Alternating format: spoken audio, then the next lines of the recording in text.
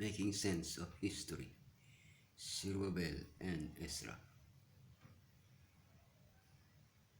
The books of Ezra and Nehemiah tell the events from the moment when King Cyrus allowed the Israelites to return to Jerusalem from Babylon until the consolidation of Israel as an independent and stable nation under the political domain of the Medo-Persian Empire. It's good to know who participated in the key historical events of that period in order to better understand the message of these two books. Isaiah, Jeremiah, Daniel, and Cyrus tale of 70 years. Zerubbabel and the Persian kings, the exiles returned, the kings of Persia. Ezra and Artaxerxes, the second return. The end of the 70 years. Now in the first year of Cyrus, king of Persia, the word of the Lord by the mouth of Jeremiah might be fulfilled. The Lord stirred up the spirit of Cyrus, king of Persia. God foretold the decree of Cyrus that Ezra mentioned 150 years before it was promulgated. God is always in control of history. Isaiah 700 BC.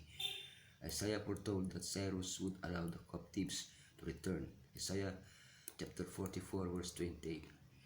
Jeremiah announced 605 BC. Jeremiah announced 70 years of captivity in Babylon. Jeremiah 25 verse 11. Jerusalem 605 BC. Jerusalem was conquered. Daniel and others were taken to Babylon. Daniel 1 verse 1. 536 BC, 70 years after Jerusalem was conquered, Cyrus allowed the Israelites to return. Ezra 1:1.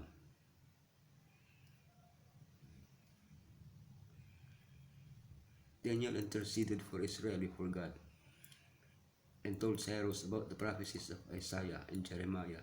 This was the key for Cyrus to allow the return of the exiles. The exiles return.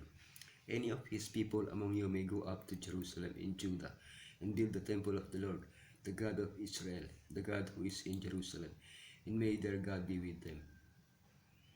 Cyrus was at Ecbatana by September 5th, 537 BC. That's where he enacted the decree in Ezra 6:2-5. This decree included the following points. They had to build the temple in Jerusalem. Every Jew could return. It was not mandatory. They could be helped with silver, gold, cattle. About 50,000 people traveled to Jerusalem. They arrived about year 536 BC. According to Ezra 2:1, they were led by Zerubbabel, grandson of King Jeconiah, and high priest Joshua, the kings of Persia. They built and finished it according to the commandment of God of Israel and according to the command of Cyrus, Darius, and Artaxerxes, king of Persia. While understanding the story told in the books of Ezra and Nehemiah, better if we relationship with the Persian kings who ruled over the Israelites. Cyrus the Great, 559 to 530 BC. 530 BC, first group of repatriated with Zerubbabel. The rebuilding of the temple begins. Cambyses 2, 530 to 522 BC. Gaumata falls Smerdis, 522 BC. Cyrus, March 5th. Darius 1, 522 to 486 BC. March 515 BC, the temple is finished and dedicated.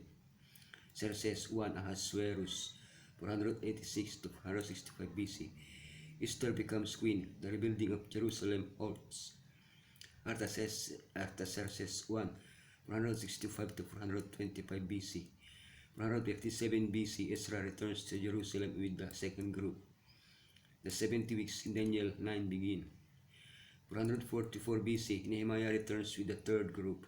The wall of Jerusalem is completed.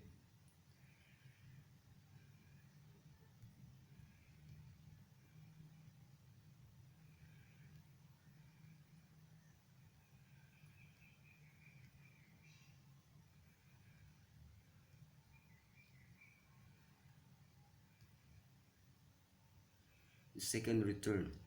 And you, Ezra, according to your God-given wisdom, set magistrates and judges who may judge all the people who are in the region beyond the river, all such as know the laws of your God, and teach those who do not know them. The decree of Artaxerxes in 457 BC, Ezra 7, 12 to 26 contains two main points. The temple. The priests and Levites are mentioned. They are exempted of taxes.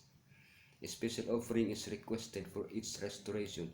A yearly assignment for the sacrifices is established. The autonomy of Judah. Israel is allowed to appoint judges and governors that are allowed to enact their own laws. This second return involved about 1,500 family leaders and 12 clans. Ezra. Ezra came up from Babylon, and he was a skilled scribe in the law of Moses, which the Lord God of Israel had given. Ezra was a scholar in charge of the Persian court. He worked with the King Artaxerxes and had a positive influence on him.